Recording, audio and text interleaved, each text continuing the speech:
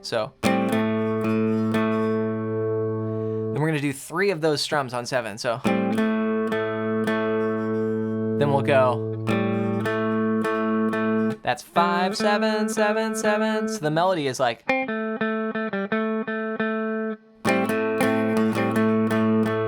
And then with the double stops. So all together. That's down, up, up, up, down, up, up, up, down, up, up, up, down. All right, so let's put everything together now. We're gonna take it from the top, play all 14 bars. Get set, I'll count you in. 1, 2, 3, 4, 5, 6.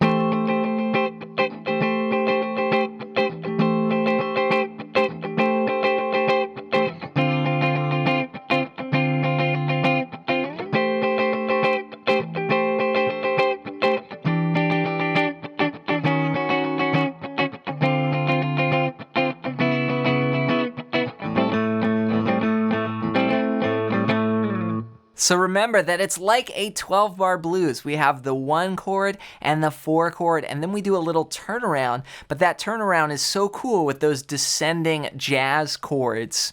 And then after that, it's like a 12-bar blues, but then we add 2 more bars, so it's really a 14-bar blues, which is just a cool twist on the blues progression. And this is what you'll find when you look at a lot of songs, is that so many of them are based in this 12-bar blues structure, but then there's just little tweaks like, oh, we'll just change this here, or we'll add 2 bars here, or we'll play a riff here, but you could see the core of that is still the blues progression.